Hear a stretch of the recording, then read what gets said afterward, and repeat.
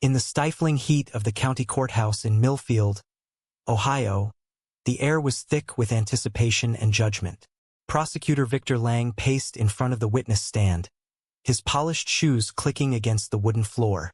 He stopped abruptly, turning to face Ryan Harper, the 18-year-old on the stand. "Let me get this straight, Mr. Harper. Or should I say, not straight?"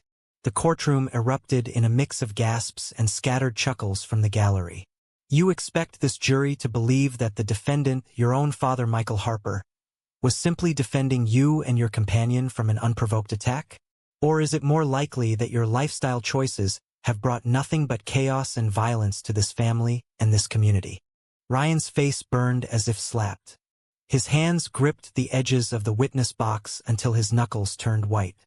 At 18, he had faced whispers in the hallways at Millfield High, sideways glances at the grocery store, and even a few slashed tires on his old truck.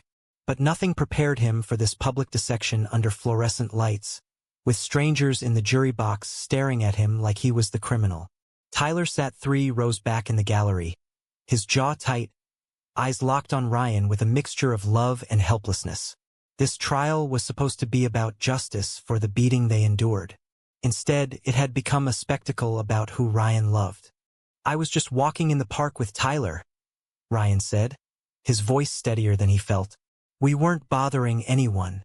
Carl Benson and his friends started yelling slurs. Then they came at us. My dad saw what was happening and stepped in to protect us." Lang smiled, the kind of smile that never reached his eyes. "Protect you? Mr. Harper, let's call things what they are. You and Mr. Reed were holding hands in a public park, correct?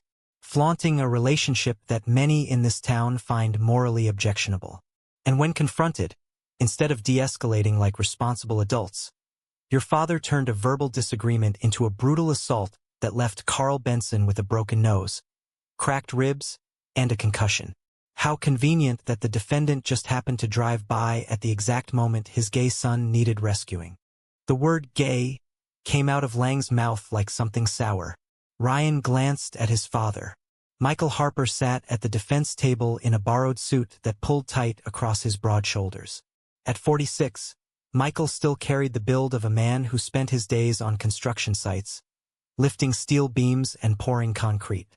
His face was a mask of controlled fury, but his eyes when they met Ryan's held something deeper, unwavering support. The prosecutor continued, flipping through notes. "You've admitted under oath that your father initially struggled with your announcement 2 years ago. He left the room. He stopped speaking to you for weeks. Tell the jury, Mr. Harper, did Michael Harper ever say he was ashamed of having a gay son?" Ryan swallowed hard. The memory flooded back unbidden. He could not lie on the stand. He was shocked. Any parent would be. But he came around. "He told me he loved me no matter what." Lang pounced. "Shocked. Ashamed. Those are your words, not mine. So the defendant has a history of intolerance toward your lifestyle. Yet on that night in Riverside Park, he suddenly becomes a hero? Or was he simply embarrassed that his son was being publicly humiliated for something he himself once rejected?" Objection after objection came from the defense attorney, but the damage was done. The jury was listening. Some faces showed discomfort at the prosecutor's tactics, but others nodded along, their expressions hardened by years of small-town sermons and family values talks. When the judge finally called for the midday recess, Ryan stepped down from the stand on shaky legs. In the hallway outside the courtroom, Michael pulled him into a quiet corner away from the reporters. His big hands rested on Ryan's shoulders. "You did good in there, son. Real good. Don't let that man get in your head." Ryan looked up at the father who had raised him alone after his mother died of cancer when he was 10. "He's twisting everything, Dad. Making it sound like I'm the problem. Like our family is broken because of me." Michael's voice dropped low, rough with emotion. "You are not the problem. Never were. I may not have understood it all at first, but I know one thing clear as day. You're my boy, and nobody, not Lang, not Benson, not this whole damn town, gets to make you feel less for loving who you love." Ryan felt tears prick his eyes. In that moment, the weight of the trial felt a little lighter. But he knew the worst was still coming. The recess gave Ryan time to breathe, but his mind kept replaying the cross-examination. As he sat on a wooden bench outside with Tyler beside him, the flashbacks pulled him back 2 years to the night everything changed in their quiet house on Maple Street. He had been 16, heart hammering so hard he thought it might crack his ribs. The kitchen smelled like meatloaf and mashed potatoes, Michael's favorite after a long shift. Ryan waited until the plates were cleared, then said the words he had practiced in the mirror for months. "Dad, I'm gay." Michael had frozen with his coffee mug halfway to his lips. The silence stretched so long Ryan wanted to disappear.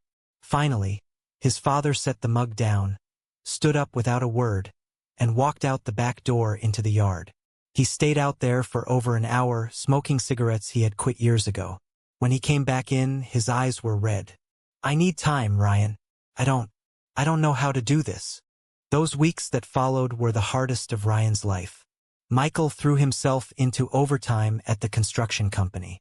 Conversations at home became short and clipped. Ryan ate dinner alone most nights. The house felt colder than the Ohio winter outside. His grandparents on his father's side, staunch churchgoers, heard rumors and called constantly, urging Michael to get the boy some help. One uncle even suggested a camp he had read about online. Michael never took Ryan to any camp, but he also did not hug him. He did not ask about school or friends the way he used to. Ryan started spending more time at the library, then at Tyler's house once they met. Tyler was a year older, already out to his own more accepting family, and he became Ryan's safe harbor. One rainy Saturday, Michael came home early and found Ryan crying in his room after another bullying incident at school. Something in the big man broke. He sat on the edge of the bed, awkward and unsure. "I ain't good at this talking stuff, son, but I been thinking. Your mom, she always said love is love. I miss her every day, and I miss the way we used to talk. If this is who you are, then it's who you are. I won't pretend I understand it all. But you're my blood. That don't change." From that day, Michael tried. He asked halting questions about Tyler. He stopped leaving the room when Ryan mentioned his boyfriend. Small gestures, but they meant everything. When Ryan brought Tyler home for the first time, Michael shook the younger man's hand and offered him a seat at the dinner table without a single awkward comment about the gay thing. Now, back in the courthouse hallway, Tyler squeezed Ryan's hand. "Your dad's a good man, Ree. Not many would sit there and take what Lang is dishing out." Ryan nodded. "He gave up a lot for me. His friends at the site give him grief sometimes. My grandparents barely speak to him anymore. But he never asked me to change. Not once." When court resumed, the prosecutor called another witness. One of Carl Benson's friends who had been at the park that night. The man painted a picture of Ryan and Tyler as aggressive, claiming they provoked the confrontation by pushing their agenda. Lang used every opportunity to slip in references to the gay lifestyle and moral decay. Michael watched from the defense table, his fists clenched beneath the wood. Ryan could see the storm building in his father's eyes. The man who once struggled to say the words, "I'm proud of you," was now ready to risk everything to prove it. The weeks leading up to the park incident had been building like a pressure cooker in Millfield. Ryan and Tyler's relationship had grown from stolen moments to something real and deep. They met at the community college library where Tyler worked part-time. Ryan was taking his first classes there after high school. Tyler's easy smile and quiet confidence drew Ryan in immediately. Their first date was simple. Coffee at a diner on the edge of town where nobody knew them. Tyler listened as Ryan talked about losing his mom and the years of feeling different. "I spent so long trying to be what everyone wanted," Ryan confessed. "But with you, I can just be me." Tyler took his hand across the table. "That's all I want too." They kept things low-key at first. Walks in the park after dark. Study sessions that turned into long talks about the future. Tyler dreamed of becoming a teacher. Ryan wanted to study social work, maybe help other kids like him. But in a town of 12,000 where the biggest events were Friday night football and Sunday church, secrecy was hard. Word spread anyway. Whispers at school turned to outright harassment. Someone keyed the word FAG into Ryan's truck.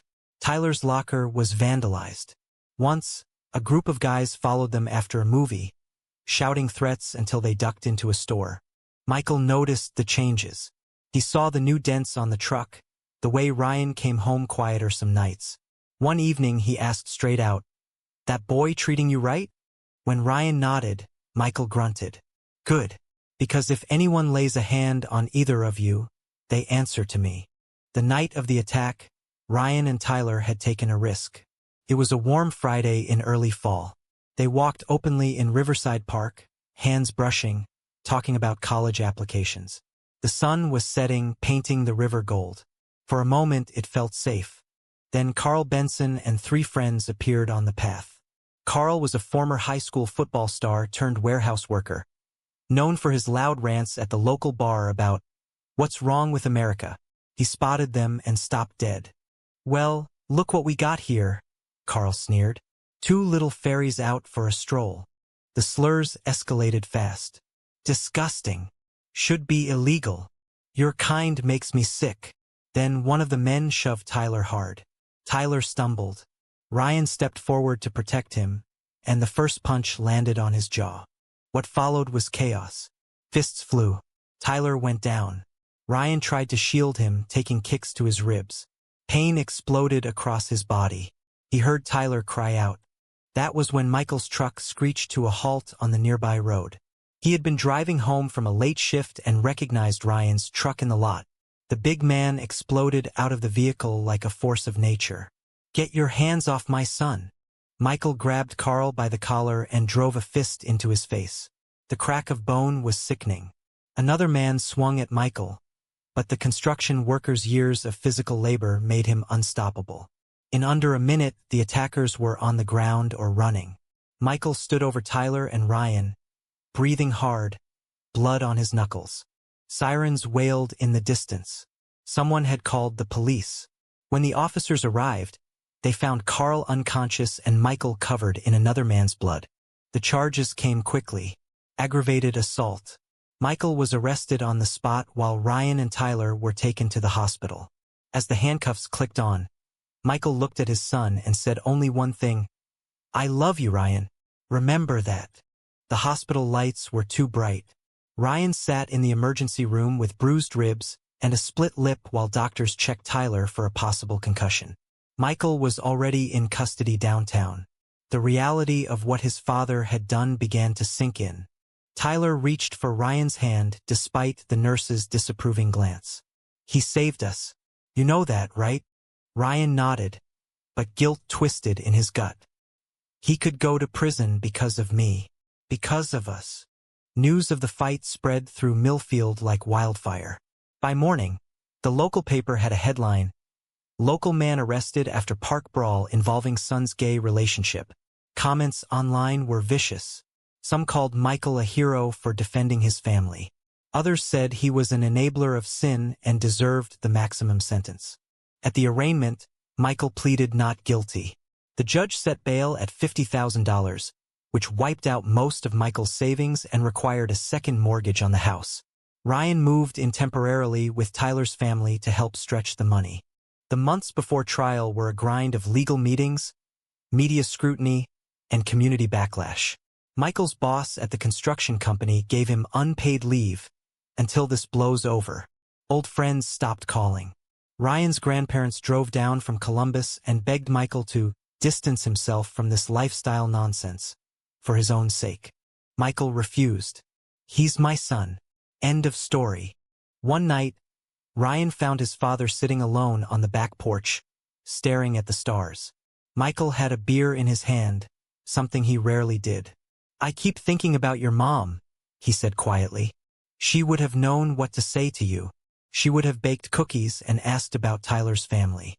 I ain't her. I'm just a guy who swings a hammer for a living. But I swear to God, Ryan, I would swing at the whole world if it kept you safe." Ryan sat beside him. "You don't have to fight the whole world, Dad." Michael looked at him, eyes glistening. "Maybe not, but I'll fight the ones who come for you." The trial opened with jury selection that dragged on for days. Lang worked hard to seat as many conservative jurors as possible. The defense fought back, but the pool was small in a county like theirs. When Ryan took the stand, the mocking began exactly as expected. Lang's strategy was clear: discredit the victim by attacking his identity. Make the jury see the entire case as a consequence of Ryan's choices rather than Benson's violence. By the end of the first week, Ryan felt raw. Tyler held him at night when the nightmares came. In the quiet moments, Ryan wondered if love was supposed to cost this much. The trial turned uglier in the second week. Lang called Ryan's uncle, Michael's own brother, as a surprise witness. The man took the stand reluctantly but delivered damaging testimony. Michael changed after the boy came out. He stopped coming to family gatherings. Said some things about how the church was too hard on people like Ryan. I told him he was throwing his life away defending something unnatural. The betrayal cut deep. Michael stared at his brother across the courtroom, pain flashing in his eyes for the first time. That night, Ryan overheard his father on the phone, voice breaking. "You were supposed to have my back, Frank. He's your nephew." The defense called character witnesses, co-workers who described Michael as a steady, fair man, a pastor from a more progressive church who had counseled the family. Tyler testified about the attack, his voice steady as he described the slurs and the first blows. But Lang was relentless. During Tyler's cross, he asked, "Did you ever consider that your public displays might offend people and provoke a reaction?" The implication was clear: you asked for it.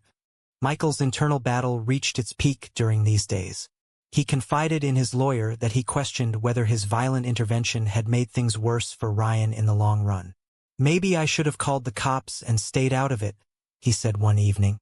"But when I saw them kicking my boy, something in me snapped. A father protects. That's what I know." Ryan struggled too. He loved Tyler deeply, but the constant scrutiny made him wonder if staying in Millfield was fair to either of them. Tyler talked about transferring to a bigger school out of state. "We could start fresh somewhere no one knows us." The thought of leaving his father behind tore at Ryan. Michael had sacrificed his reputation, his savings, and his family relationships. Walking away now felt like abandonment. The final days of testimony approached. Everyone knew Michael would have to take the stand. The prosecutor was salivating at the chance to portray him as a hot-headed bigot who only acted out of belated guilt. Michael Harper took the witness stand on a Thursday morning, the courtroom packed tighter than ever. He looked tired but resolute in his ill-fitting suit. The defense attorney led him through the events of that night gently at first. Michael described driving past the park, recognizing his son's truck, seeing the fight. "I saw them hurting my boy and his friend," Michael said, voice low and steady. "I didn't think. I just acted." Victor Lang rose for cross-examination like a shark smelling blood. "Mr. Harper, you have admitted that when your son came out as gay, you initially withdrew from him. You were ashamed, weren't you?" Michael met the prosecutor's gaze. "I was confused, scared. I grew up in a different time, but I never stopped loving him. Not for 1 second." Lang pressed, "Yet you resorted to violence. Doesn't that suggest you were acting out of the same embarrassment and anger you felt when he first told you?" The courtroom fell silent. Michael leaned forward slightly. "Let me tell you something, Mr. Lang. When I saw those men kicking Ryan and Tyler, I didn't see a gay kid or his boyfriend. I saw my son, the boy I taught to ride a bike, the boy who sat by his mother's bed when she was dying and held her hand, the boy who still calls me Dad even after I failed him for a while." His voice grew stronger. "Love isn't perfect. It messes up. It struggles. But real love shows up. It stands between your child and the fists coming at him. I would rather sit here facing prison than sit at home knowing I did nothing while my son was beaten for who he is." A few jurors shifted uncomfortably. One older woman wiped her eyes. Lang tried to recover. "So you admit breaking the law?" "I admit protecting my family," Michael replied. "If that's a crime in this town, then lock me up. But don't you dare say I don't love my son." The closing arguments were fiery. The defense painted Michael as a flawed but devoted father pushed to the edge. Lang called him a vigilante whose actions endangered the community. The jury deliberated for 9 hours. When they returned, the verdict was not guilty on the most serious charge, with a lesser conviction on simple assault that carried probation and community service. Outside the courthouse, Michael pulled Ryan and Tyler both into a rough hug. "We're going to be okay," he said. "All of us." In the months that followed, the town slowly moved on. Michael went back to work. Ryan and Tyler started planning their future together, with Michael's full support. The experience changed them all. It taught Ryan that love could be messy and fierce. It taught Michael that understanding sometimes comes after the fight. But the scars remained, and the questions lingered. Was the defendant's love for his gay son a justification for taking the law into his own hands? Or did it cross a line that society should never forgive?